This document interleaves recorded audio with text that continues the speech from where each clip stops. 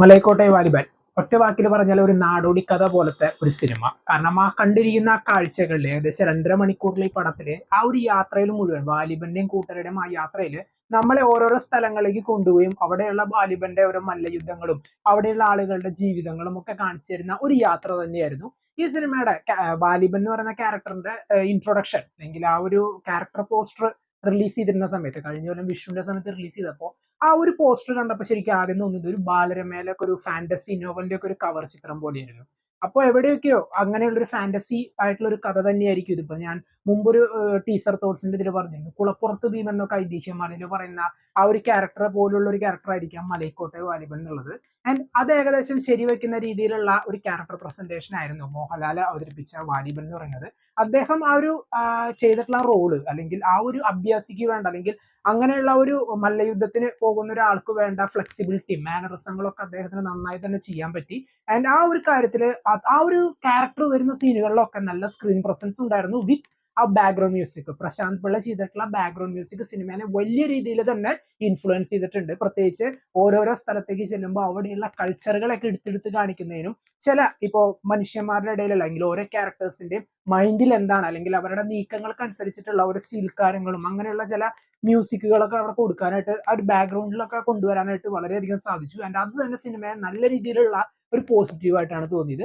പെർഫോമൻസിലേക്ക് വന്നു കഴിഞ്ഞാൽ ആദ്യം തന്നെ പറയുന്നത് ചമതകന്റെ ആ ഒരു ക്യാരക്ടർ ചെയ്ത ഒരു ആക്ടർ ദിനേഷ് സേത്ത്, അദ്ദേഹം നല്ല കിടിലനായിട്ട് തന്നെ ചെയ്തു. പ്രത്യേകിച്ച് ഒരു എന്താ പറയുക, ശകുനിയുടെ ഒരു ക്യാരക്ടറിനെ ഒക്കെ ഒരു റിലേറ്റ് ചെയ്യാൻ പറ്റുന്ന രീതിയിലുള്ള ഒരു പെർഫോമൻസ് ആയിരുന്നു. കാരണം എന്തെവിടെ എങ്ങനെ ചെയ്യണം എന്നറിയാതെ പക ഉള്ളിൽ ഇങ്ങനെ കൊണ്ടുകൊണ്ട് നടക്കുന്ന ഒരു ക്യാരക്ടറിനെ പല സീനുകളിൽ ഇത്തിരി കോമഡി ആക്കിയിട്ട് ആൾക്കാർക്ക് അങ്ങനെ തോന്നിയാലും ബട്ട് ആ ഒരു ക്യാരക്ടറെ കൊണ്ട് നടക്കുന്ന എന്താണ് ആളുടെ ഹിഡൻ അജണ്ട എന്നുള്ളതൊക്കെ വളരെയധികം ക്ലിയർ ആയിട്ട് കാണിക്കാനായിട്ട് ലിജോ ജോസ് പെല്ലിശ്ശേരി ആ ഒരു മനുഷ്യനെടുത്ത് പറയാതെ വയ്യ. കാരണം ഈ സിനിമയുടെ മൊത്തത്തിലുള്ള ആ മൂഡ് ഇങ്ങനെ സെറ്റ് ചെയ്ത് ഓരോരോ ക്യാരക്ടേഴ്സിലേക്കും നമ്മളെ കൊണ്ടെത്തിച്ച് ഓരോ സ്ഥലങ്ങളിലേക്കും കൊണ്ടെത്തിക്കുന്നതിൽ വലിയൊരു പങ്ക് വഹിച്ചിട്ടുണ്ട്.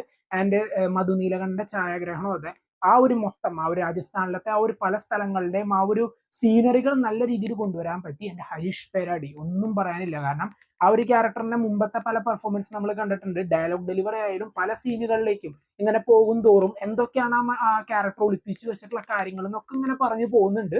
എന്റെ അതൊക്കെ നല്ല രീതിയിൽ തന്നെ അവിടെ പെർഫോം ചെയ്യാൻ പറ്റി. പിന്നെ പറയണത് ഈ സിനിമയിൽ കൊണ്ടുവന്നിട്ടുള്ള പല സിംബലൈസ് ചെയ്തിട്ടുള്ള കാര്യങ്ങൾ നമുക്കറിയാം. കാരണം LJP ഓരോ സിനിമകളിലും LJP ബ്രില്യൻസ് എന്താണെന്ന് ഈവൻ OTT റിലീസിന് ശേഷം തപ്പി നടക്കുന്ന ഒരു കാലമാണിത്. ഈവൻ അത് ഇപ്പൊ നൻപകലിൽ അത് ഒരുപാട് കാര്യങ്ങൾ അങ്ങനെ തന്നെ ഉണ്ടായിരുന്നു. OTTക്ക് ശേഷമാണ് ശരിക്കും. തിയേറ്ററിൽ നിന്ന് എനിക്ക് ആദ്യം കണ്ടപ്പോൾ നൻപകൽ ഇഷ്ടപ്പെട്ടിരുന്നില്ല. OTT വന്നതിന് ശേഷം ശരിക്കും ഒന്ന് കണ്ടപ്പോഴാണ് എനിക്ക് ആ സിനിമ കുറച്ചും കൂടി കാര്യങ്ങൾ നോട്ട് ചെയ്യാൻ പറ്റിയിരുന്നത്. ഇതിലേക്ക് വരുമ്പോൾ തോറും ഓരോരോ സ്ഥലങ്ങളിലേക്ക് എത്തുമ്പോൾ ഇപ്പോൾ അതിൽ നമ്മൾ റക്ക റക്ക എന്ന് പറയുന്ന സോങ് അത് കഴിഞ്ഞിട്ട് ഇവരൊരു ആൾക്കൂട്ടത്തിനിടയിലൂടെ ഇങ്ങനെ വരുമ്പോൾ ഓരോരോ സ്ഥലങ്ങളിലത്തെ ആഘോഷങ്ങൾ അല്ലെങ്കിൽ അവിടെയുള്ള ആളുകളുടെ മെന്റാലിറ്റി എന്താണ്, ചതി, പ്രതികാരം, പ്രണയം, ഇങ്ങനെയുള്ള കാര്യങ്ങളിലൊക്കെ ഓരോന്നിലേക്ക് കൊണ്ടുവന്ന് വെച്ച് അത് എങ്ങോട്ടേക്ക് കൊണ്ടെത്തിക്കണം എന്നുള്ള പ്രോപ്പർ ആയിട്ടുള്ള ഒരു അജണ്ടയിലൂടെയാണ് സ്റ്റോറി പോകുന്നുണ്ടായിരുന്നത്. PS റഫീഖാണ് സ്റ്റോറി. പിന്നെ മൊത്തത്തിൽ ഇപ്പൊ ഒരു കർണൻ എന്ന് പറയുന്ന ഒരു ക്യാരക്ടർ മഹാഭാരതത്തിലെ ക്യാരക്ടറിനായിട്ട് കുറെയൊക്കെ സിമിലറൈസ് ചെയ്യുന്ന രീതിയിലായിരുന്നു വാലിബന്റെ ക്യാരക്ടറിനെ കൊണ്ട് കാണിച്ചിട്ടുള്ളത്. പ്രത്യേകിച്ച് ആ ഒരു ചെവിയിലുള്ള ഒരു കുണ്ടലത്തിന്റെ ഇത് കാണിച്ചിട്ടുണ്ടായിരുന്നു, ഒരു കുണ്ടലം കാണിച്ചിട്ടുണ്ടായിരുന്നു. അത് നമുക്ക് ടീസറിൽ ജസ്റ്റ് കാണിച്ചിട്ടുണ്ടായിരുന്നു ആ ഷോട്ട്. ആൻഡ് അങ്ങനെ അതുപോലെ വാലിബൻ വന്ന് നിൽക്കുന്ന ഒരു ഷോട്ട് പ്രത്യേകിച്ച് ഒരു സൂര്യന്റെ ബാക്ക്ഗ്രൗണ്ടിൽ പല സീനുകളിലും കൊണ്ട് വന്നിട്ടുണ്ടായിരുന്നു. അങ്ങനെയുള്ള സീനുകളൊക്കെ എന്തെങ്കിലുമൊക്കെ പറയാൻ ഉദ്ദേശിച്ച കാര്യങ്ങൾ ഓരോരോ സ്ഥലത്തെ ആൾക്കാരും അല്ലെങ്കിൽ ഓരോരോ അവിടെയുള്ള ഈവൻ ആനിമൽസിന്റെ അടക്കം ആ ഒരു ക്ലോസ് ഷോട്ടിൽ തന്നെ എന്തെങ്കിലുമൊക്കെ ആ സ്ഥലത്തെ കുറിച്ച് പറയാനായിട്ട് ശ്രമിക്കാൻ ഇദ്ദേഹത്തിന് സാധിച്ചു. LJP ആൻഡ് സിനിമ ശരിക്കും ഒരു സെക്കൻഡ് പാർട്ട് എന്നുള്ള രീതിയിലാണ് അവസാനിപ്പിച്ചിട്ടുള്ളത്. ഒരു വലിയൊരു സർപ്രൈസ് സിനിമയുടെ അവസാനം കൊണ്ട് നിർത്തിയിട്ട് ആ ഒരു ഭാഗം എനിക്ക് വളരെയധികം ഇഷ്ടപ്പെട്ടു. കാരണം നമ്മൾ കാണാൻ ആഗ്രഹിച്ച അല്ലെങ്കിൽ ഇങ്ങനെയുള്ള ഒരു തീമിൽ ഒരു പടം വന്നിരുന്നെങ്കിൽ എന്ന് നമ്മൾ പലപ്പോഴും പറഞ്ഞിരുന്ന ഒരു സംഭവം ഉണ്ടായിരുന്നില്ലേ, അങ്ങനെയുള്ള ഒരു സംഭവം ആ ക്ലൈമാക്സിലേക്ക് കൊണ്ടെത്തിച്ചിട്ടുണ്ട്. കൂടുതൽ ഞാൻ പറഞ്ഞ സ്പോയിലർ അടിക്കുന്നില്ല.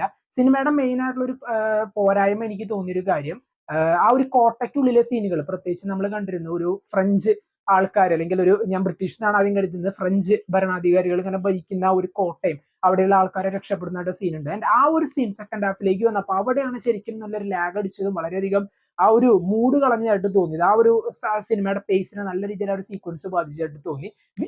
വീരുമാണ്ടിയിലുള്ള ഒരു കമലഹാസന്റെ വീരുമാണ്ടിയിലുള്ള ഒരു സീക്വൻസിനെ അവിടെ റീക്രിയേറ്റ് ചെയ്യാൻ ശ്രമിച്ചതായിട്ടും കണ്ടു. അതായത് ഒരു ഇംഗ്ലീഷ് പടത്തിന്റെ ഒരു സീനാണ് അത്. അതാണ് വീരുമാണ്ടിയിലേക്ക് കൊണ്ടുവന്നതും കേട്ടിട്ടുണ്ട്. ഏതാ പടം എന്ന് ഓർക്കുന്നില്ല. ആൻഡ് മൊത്തത്തിലുള്ള ആർട്ട് വർക്കുകൾ ശരി, ആ ഒരു കുടിലുകളായാലും ശരി, അവിടെയുള്ള ആൾക്കാരുടെ ഡ്രസ്സിങ്ങുകളായാലും അത് ഇതൊക്കെ അത്യാവശ്യം നന്നായി തന്നെ ചെയ്തു വെച്ചിട്ടുണ്ട്. ആൻഡ് സിനിമയിലുള്ള സെക്കൻഡ് ഹാഫിലത്തെ ആ ഒരു സീക്വൻസ് ആണ് എനിക്ക് ഇഷ്ടപ്പെടാതിരുന്നത്, പ്രത്യേകിച്ച് ആ ഒരു കോട്ടയ്ക്കുള്ളിലെ സീനുകളും. ആൻഡ് പെർഫോമൻസിലേക്ക് വന്നു കഴിഞ്ഞാൽ ഞാൻ നേരത്തെ പറഞ്ഞ ആൾക്കാരല്ലാതെ ഇവിടെ മോഹൻലാലിന്റെ കൂടെയുള്ള അല്ലെങ്കിൽ വാലിബന്റെ കൂടെയുള്ള ഒരു ചെറുപ്പക്കാരനായിട്ടുള്ള ഒരു പയ്യനും ആളുടെ ഒരു എന്താ പറയുക ലവറിന്റെയും ആ ഒരു സീക്വൻസ് ഉണ്ടായിരുന്നു. അത് ചെറിയ രീതിയിൽ നല്ല പോലെ ഒരു കല്ലേടി ഉണ്ടാക്കി. ആൻഡ് ഇങ്ങനെയുള്ള സാധനങ്ങൾ ഒഴിച്ചു നിർത്തി കഴിഞ്ഞാൽ ഒരു നാടോടിക്കഥ കാണുന്ന പോലുള്ള ഒരു ഫീൽ ആയിരുന്നു. പല കാര്യങ്ങളും ഒരു ഫുൾ ഓൺ മാസ് പടം അല്ലാതെ പല കാര്യങ്ങളും, പ്രത്യേകിച്ച് ഒരു ഹ്യൂമൻ ഇമോഷൻസ് അല്ലെങ്കിൽ ഒരു മല്ലയുദ്ധത്തിന് പോകുമ്പോൾ ഒരാളെ വെല്ലുവിളിക്കുമ്പോൾ അവിടെ പതിയിരിക്കുന്ന ചതികളെ കുറിച്ചിട്ടും ഒക്കെ പ്രോപ്പർ ആയിട്ടുള്ള ഒരു ഐഡിയ തന്നുകൊണ്ടാണ് സിനിമ പോകുന്നത്. ഒരു high octane mass action sequence ആണ് നിങ്ങൾ പ്രതീക്ഷിക്കുന്നതെങ്കിൽ നിങ്ങൾക്ക് അത് ഇഷ്ടപ്പെടണമെന്നില്ല. കാരണം ഒരു മല്ലയുദ്ധം എങ്ങനെയാണ് നമ്മൾ പലപ്പോഴും കണ്ടിട്ടുണ്ട്, പലതിനും കേട്ടതായിട്ടും കണ്ടതായിട്ടും നമുക്ക് ഓർക്കുന്നുണ്ട്. ഒരു നാടോടിക്കഥ അല്ലെങ്കിൽ ഒരു ഫോക്ലോർ ജനർ ഇഷ്ടപ്പെടുന്ന ആളാണ് നിങ്ങളെങ്കിൽ തീർച്ചയായിട്ടും കണ്ടു നോക്കുക. എന്നെ സംബന്ധിച്ചിടത്തോളം എനിക്ക് വളരെയധികം സിനിമ ഇഷ്ടപ്പെട്ടു. Overall I M satisfied and waiting for Malaikottai Vaaliban part 2. എന്തൊക്കെയായിരുന്നു നിങ്ങൾക്ക് പടത്തെ കുറിച്ചുള്ള അഭിപ്രായം? കമന്റ് ബോക്സിൽ നോട്ട് ചെയ്യുക. And until then